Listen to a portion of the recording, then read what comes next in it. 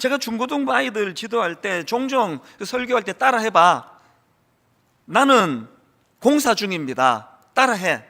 그리고 이거 집에 가서 엄마 아빠한테 꼭 좀 전해드려. 이런 이야기들을 여러 번 했었습니다. 사실 이건 우리 어른도 마찬가지입니다.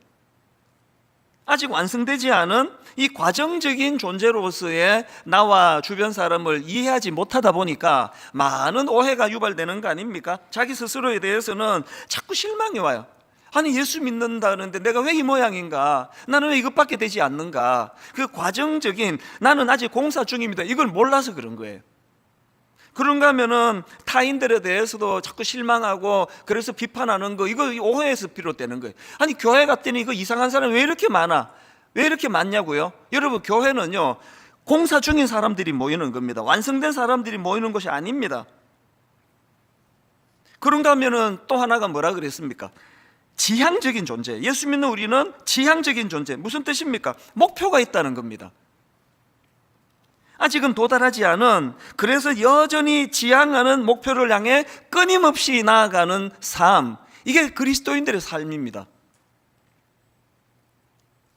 왜 성경이 그냥 요약본으로 딱딱딱 나가지 않고 이렇게 장황하게, 그 아브라함 이야기도 뭐 간단한 거 아닙니까? 갈대아 우르 있을 때 하나님이 가나안으로 가라고 명하셨고 가나안으로 갔다. 그러면 되는 걸 뭐 가나안에 갔다가 애굽으로 갔다가 거기서 또 실패하고 돌아오고, 이 복잡한 이야기들을 다 언급하는 이유는요, 우리 하나님은 과정적이고 지향적인 존재로 우리를 보신다는 거예요.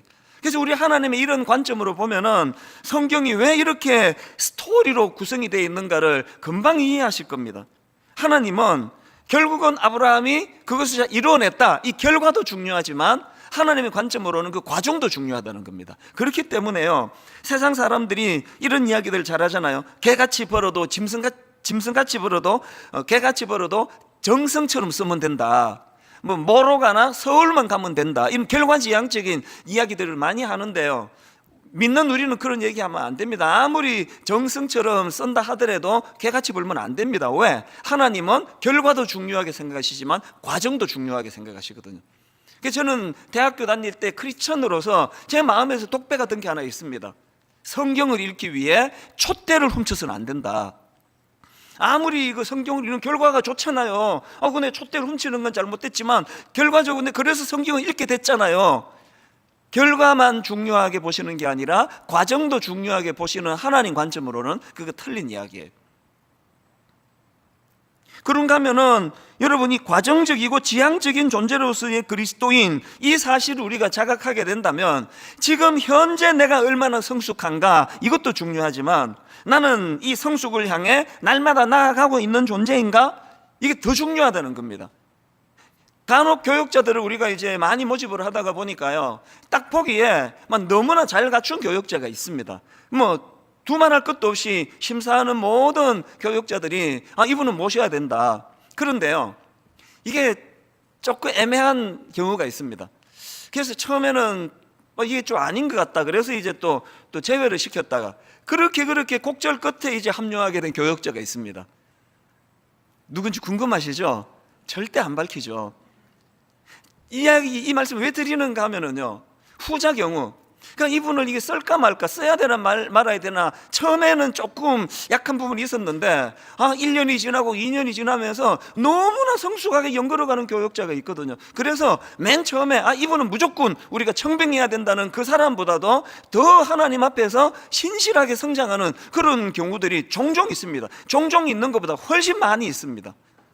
이게 얼마나 우리들에게 기쁨이 되고 보람이 되는지 알 수가 없습니다. 왜? 하나님은 우리를 어떻게 보신다고요? 과정적이고 지향적인 존재로 우리를 보고 계시기 때문입니다. 저는 오늘 본문에 나와 있는 아브라함을 이런 관점으로 살펴볼 수 있다고 생각을 합니다. 지금까지의 이 아브라함의 삶을 되돌아보면은 아브라함이야말로 정말 과정적이고 그러면서도 지향적인 대표적인 인물이라 할 수 있습니다. 여러분 이미 다 배우셨잖아요. 창세기 12장에 보면은요, 가나안에 처음 도착했던 아브라함은 미숙하기 짝이 없는 사람입니다. 갈대아 우르에서 하나님께서 그를 부르셨는데 도중에 하란이 나는 도시에 하차해 버린 게 이게 아브라함이에요.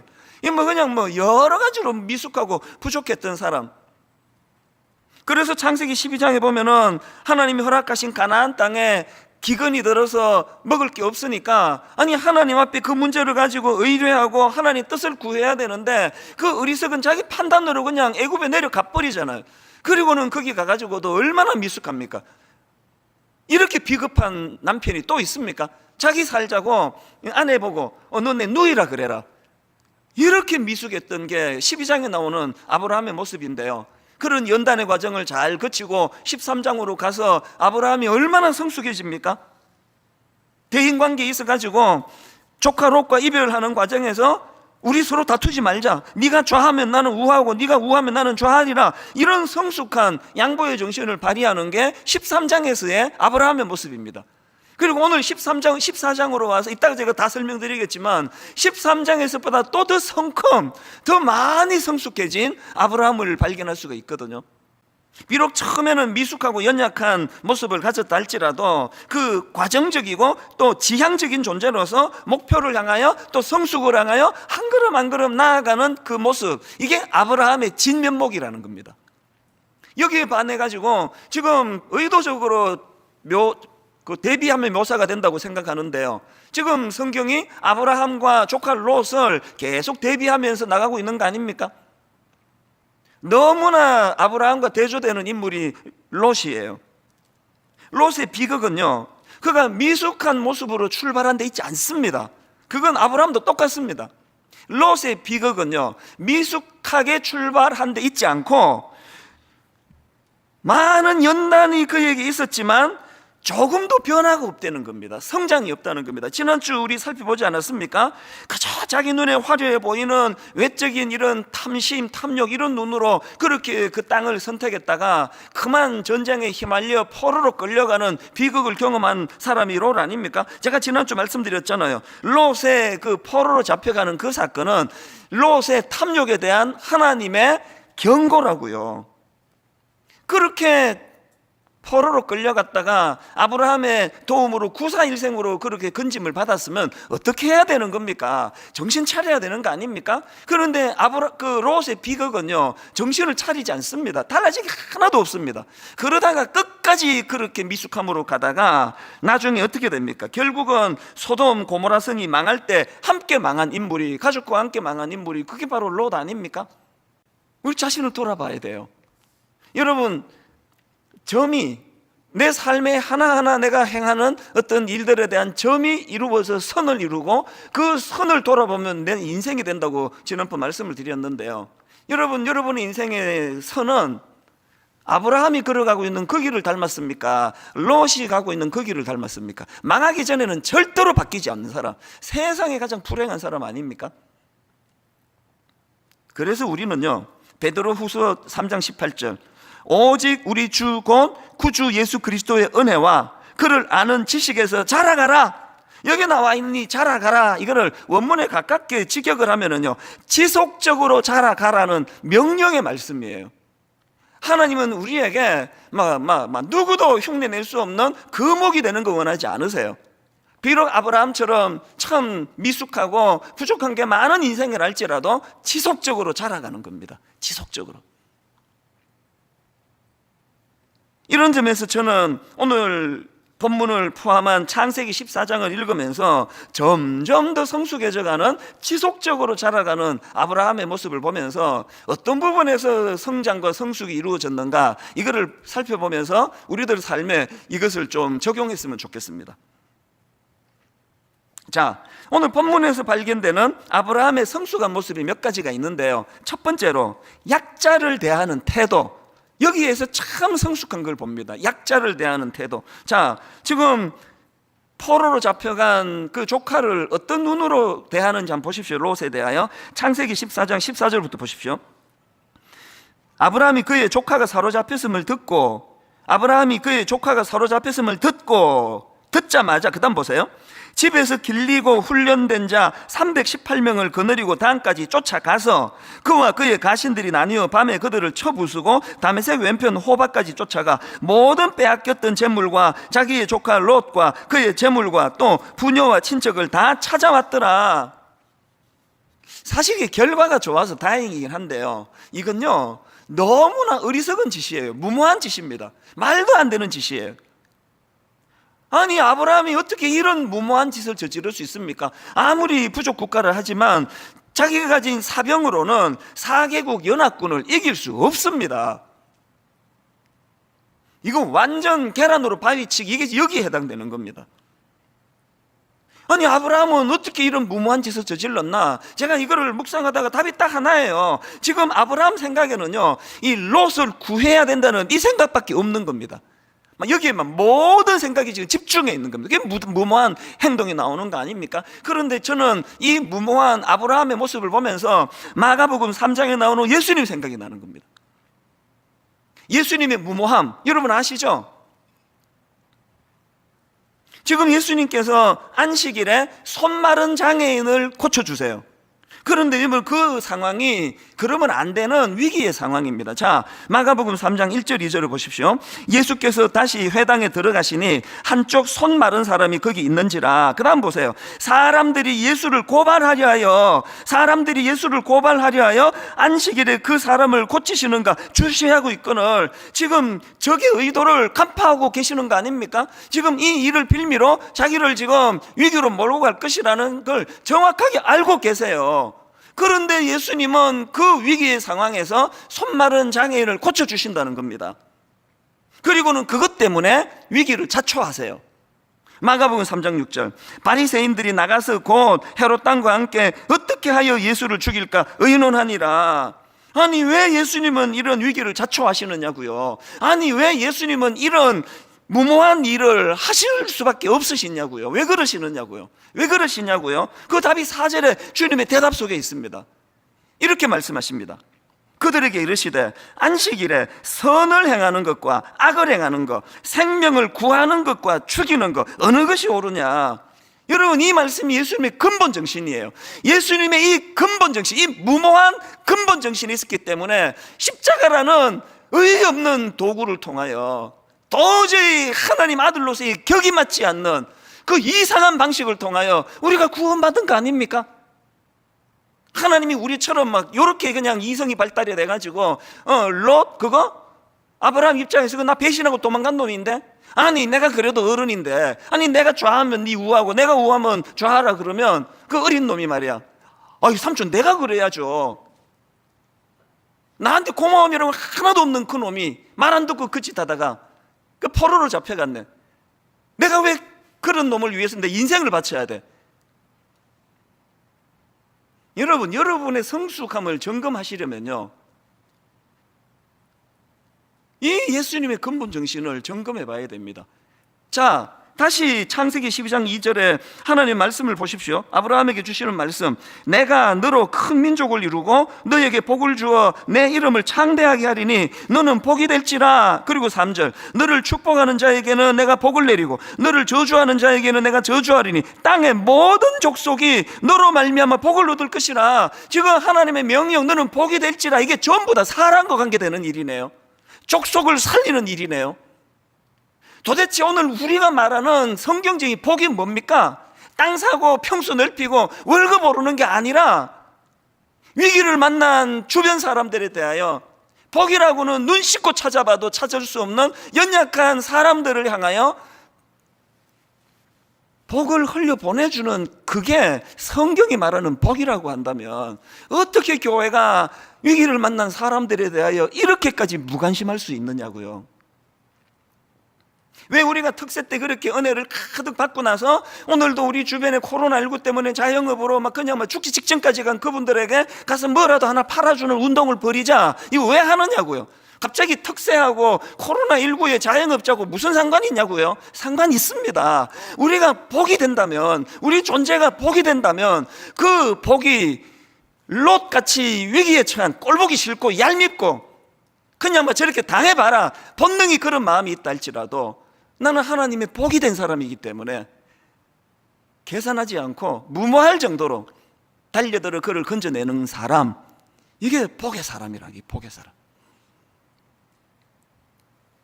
마침 제가 이런 말씀을 준비하는데요, 지난주 월요일 날 인간극장을 월요일마다 이제 스타트할 때 이제 1편을 가끔씩 보는데요, 뭐 잘 보지도 않아요. 근데 우연히 월요일 날 그 인간극장을 봤더니 고구마 농사하는 분이 나왔습니다.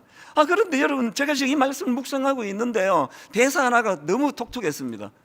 이제 고구마 농사하시는 이분이 이제 뭐 밭을 정리하면서 막 엄청나게 그 뻗어나가 있는 칡뿌리라 그러나, 칡넝쿨, 이 칡넝쿨을 그 농사하시는, 고구마 농사하시는 분이 뽑으면서 하는 말이 너무 인상적이었습니다. 뭐라고 말하는가 하니까, 그 칡넝쿨을 뽑으면서 하시는 말씀이, 이 칡넝쿨은 자기만 위하는 놈이에요. 자기만 사는 놈이에요. 그러면서 뽑아버리는 거예요. 야, 이게 굉장히 묘하더라고요. 농부 되시는 하나님도 이런 마음이신가? 암이 갖고 있는 치명적인 악함이 자기만 위하는 놈이라 그러잖아요. 몸 기능이 어떻게 되든지 관계없이 자기만 위하는 놈. 그래서 결국은 그 숙주인 몸을 죽여서 자기도 죽는 게, 그게 또 암의 어리석음 아닙니까? 죄성은 자기만 사는 놈이에요. 칡넝쿨같이. 그런데 하나님의 복이 된 사람은 자기만 사는 존재가 아니라는 거예요. 아브라함의 무모함이 그래서 귀한 거 아닙니까? 우리 교회의 이 리듬을 아셔야 돼요. 이제 한 해를 결산하는, 이제 더운 여름이 지나고 나면 특별 새벽 부흥회를 합니다. 그리고 모든 걸 여기다 걸어요. 그래서 저는요, 1년 특별 새벽 부흥회 농사가 잘 되면 영적으로 올해 농사 잘 됐다, 그렇게 생각해요. 이게 너무 중요하기 때문에 외부 강사님을 안 모시는 거거든요, 막 무리가 돼도. 근데 여러분, 우리 교회가 19년 동안 계속 해왔던 게 뭐예요? 특별 새벽 부흥회 때 모든 걸 걸고 전 교회적으로 영적인 대부흥이 일어나고 바로 그 다음에 하는 게 새생명 축제입니다. 영혼에 관심을 갖자는 거죠.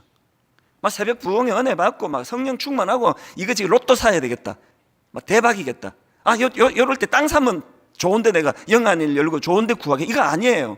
은혜 받고 나면 영혼에게 마음이 가는 겁니다. 그래서 원래 코로나19 때문에 새생명 축제를 할 수 없지만 위축되시면 안 됩니다. 코로나19가 그까진 놈이 이 행사는 방해할 수 있을지 몰라도 은혜 받고 영혼에 대한 뜨거운 우리의 마음은 빼앗을 수 없을 거라고 믿습니다.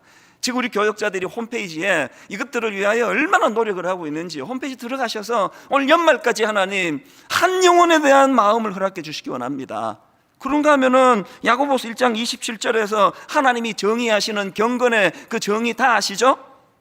하나님 아버지 앞에서 정결하고 더러움이 없는 경건은 곧 고아와 과부를 그 환난 중에 돌보고, 그 다음 나오는 자기를 지켜 새 속에 물들지 않는 그것도 경건이지만, 오늘도 아브라함처럼 위기를 만난 롯을 향한 그 간절한 그 마음을 가지고 있는 이게 아브라함이 지금 경건한 상태라는 겁니다.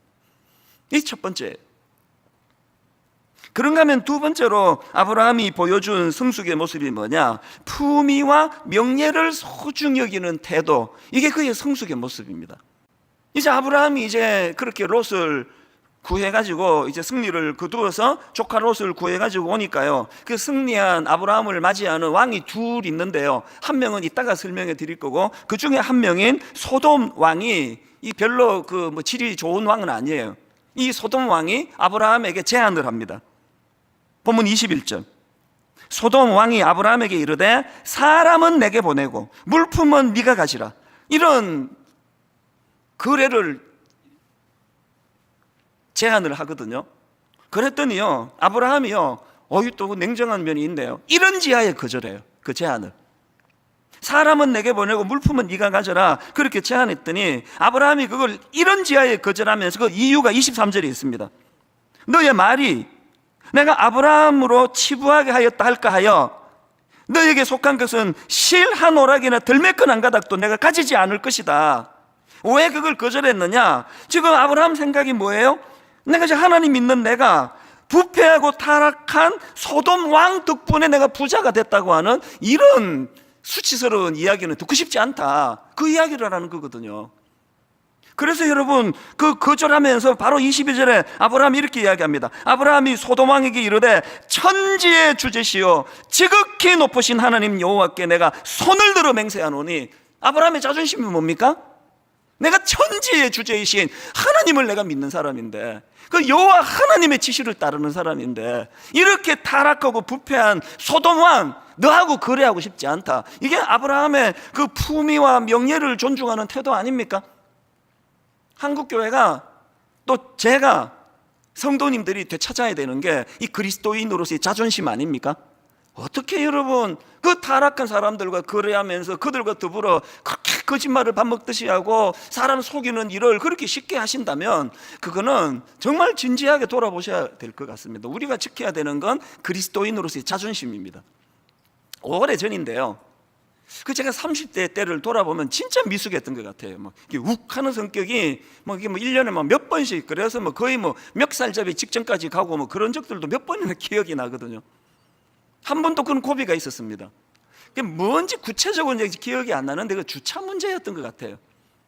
그 빌라에 사시는 모든 분들이 겪는 어려움이 이게 주차 문제 아닙니까? 그래서 이제 굉장히 아주 얌체 같았던 내 입장에서 기억은 잘 안 나지만, 그래서 이제 어느 날 내가 폭발을 한 겁니다. 감정이. 그래서 이제 이게 욱하는 게 이제 폭발을 하니까 이게 문제가 생기겠죠. 그래서 이제 내가 씩씩거리면서 가다가 딱 떠올려준 게 하나 있는데, 참, 나 목사지. 그 이후에 아무 일도 없었습니다. 나 목사지. 여러분, 지금 아브라함이 갖고 있는 성숙함은요, 그까지 저질 것들이 무슨 제안을 하든지 간에 네 때문에 내가 부를 이루었다, 이따위 소리 듣고 싶지 않아. 내가 상대하는 건 너 같은 저질이 아니야. 나는 천지를 주관하시는 여호와 하나님을 상대하는 사람이야. 이게 품위 아닙니까? 품위. 오늘 한국교회가 숫자가 주는 것도 위기지만요, 한국교회의 목사님들한테, 전사님들한테, 한국교회의 권사님들한테, 장로님들한테 이 품위가 회복되기를 바랍니다. 왜 그래? 내가 이래도 내가 장로인데. 저는 분당 우리 교회 장로님들 정말 이런 그리스도인으로서 품위가 있으신 것 때문에 얼마나 자랑스러운지 모릅니다. 그 야곱의 형 에서, 그 동생 탓할 거 없습니다. 얼마나 하나님의 놀라운 그 장자권, 그 영광스러운 것을 세상에 사냥하고 배 좀 고프다고 팥죽 한 그릇에 팔아버린 게 이게 에서 아닙니까? 에서가 망한 건요, 존재로서의 품위를 잃은 거 아닙니까? 자기 존재감이 없던 사람, 그래서 참 어려움을 겪는 사람이 에서 아닙니까? 에서를 생각하면서 여러분 소탐 대실 안 됩니다. 우리 교역자들에게 제가 계속 부탁하고 제가 제 자신에게 부탁하는 게 그거예요. 소탐 대실 안 된다. 그 돈 몇 푼에 목사로서 자존심 잃으면 큰일 난다. 이까지 인간의 명예가 뭐겠냐고요.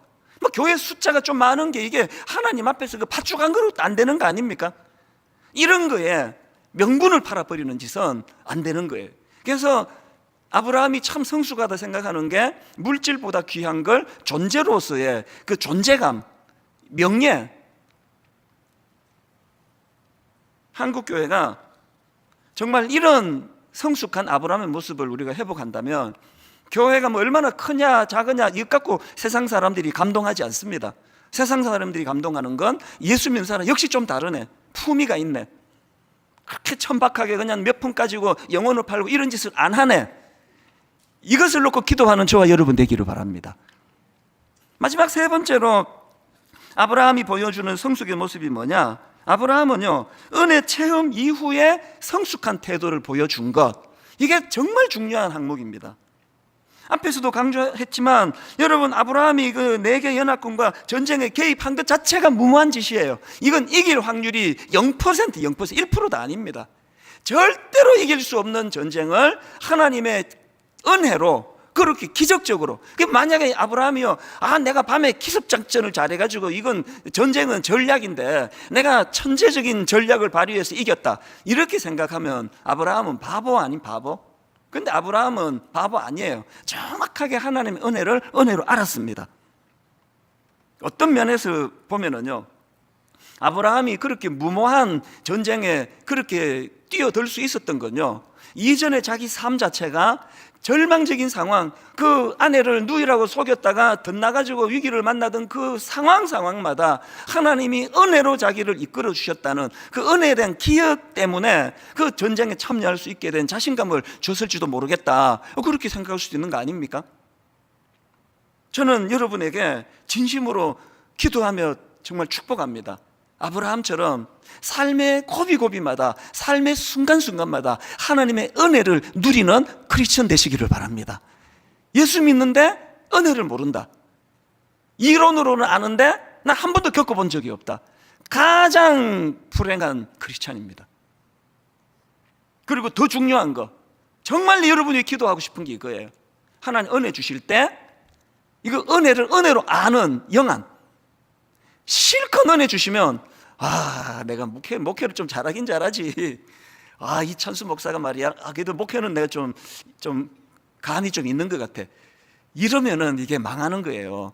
은혜 주실 때 그걸 은혜로 알아야 되는 거 아니냐고요. 아브라함의 귀함이 이거라니까요. 자, 본문 한번 보십시오. 본문 18절. 살렘 왕 멜기세덱이 떡과 포도주를 가지고 나왔으니 그는 지극히 높으신 하나님의 제사장이었더라. 그리고 20절.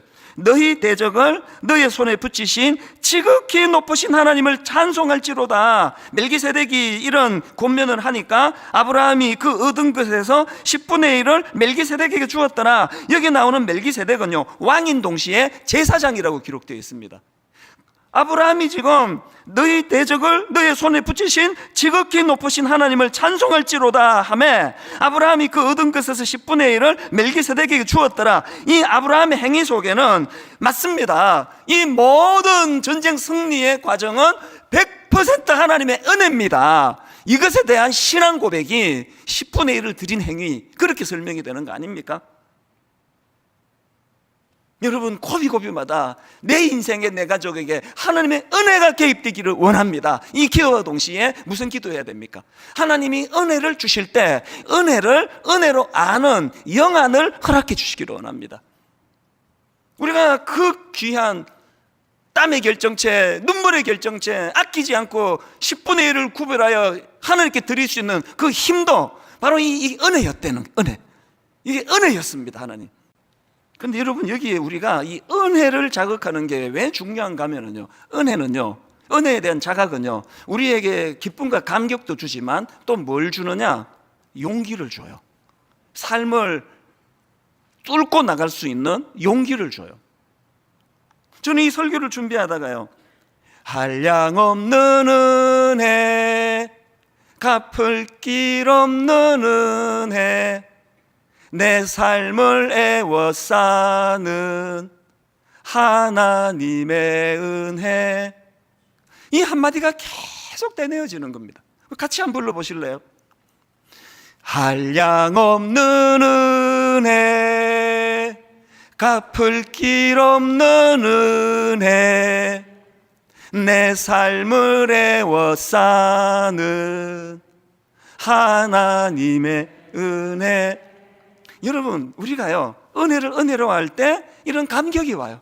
내 삶을 애워사는 하나님의 은혜, 이 기쁨이 와요. 그런데 그 다음 가사가 이 설교 준비하는 저에게 너무나 많은 걸 깨닫게 해줬습니다. 한량없는 은혜, 갚을 길 없는 은혜, 내 삶을 애워싸는 하나님의 은혜, 이 은혜를 고백했더니 나 주저함 없이 그 땅을 밟음도 나를 붙드시는 하나님의 은혜, 은혜에 대한 자각은요, 무거운 장애물을 뚫어낼 용기를 가져다 줘요. 힘을 가져다 줍니다. 저를 보시면 아시잖아요. 개척 초기에 그렇게 자신이 없어가지고 맨날 주중에 아무도 없는 이 컴컴한 창문도 없는 본당 가운데 자리에 앉아가지고 두려워서 참 울며 기도하던 저였는데, 여러분, 이 19년 목회하면서 점점 제가 담대해지는 거 다 보고 계시잖아요. 세상에 드림센터 입주한 지 6개월밖에 안 되는데 이게 하나님 뜻이라 생각하고 이거 사회에 환원하겠다고, 이거 어디서 나온 용기입니까? 그러다가 이 쫓겨날 짓을 제가 한 것 같은데요, 97% 성도들이 거기에 힘을 모아주시는 건 하나님의 은혜예요. 은혜. 일만성도 파송운동, 이건 뭐 상상도 할 수 없는 무모한 짓 아닙니까? 무슨 이런 말도 안 되는 짓을 제가 할 수 있느냐고요. 은혜를 경험했거든요. 비록 우둔한 종이지만 하나님 앞에서 정직하고 진실하기만 하면 하나님은 이것을 반드시 이루어내신다, 용기가 생기더라고요. 오늘 여러분 난관에 부딪혀 계시는 분, 여러분 힘으로 뚫고 갈 힘이 없어 주저앉아 계시는 분, 이거 어떻게 뚫어내지? 그 고민도 하셔야 되지만 과거에 주셨던 하나님의 은혜를 떠올려 보시기를 바랍니다. 과거에 이거보다 더 어려울 때 하나님이 어떤 힘을 주셔가지고 이거 여기까지 오게 되었는가? 은혜는 우리에게 현실을 뚫어낼 용기를 준다는 사실, 이 사실을 기억하시기 바랍니다. 이사야 41장 10절, 두려워하지 말라, 내가 너와 함께함이라. 놀라지 말라, 나는 너의 하나님이 됨이라. 내가 너를 굳세게 하리라. 참으로 너를 도와주리라. 참으로 나의 의로운 오른손으로 너를 붙들리라. 어릴 때 이 말씀은 감동은 줬지만 용기는 저에게 주지 않았는데, 요즘에는 이 말씀이 저에게 감동도 주지만 용기를 주세요. 과연 그러하더라.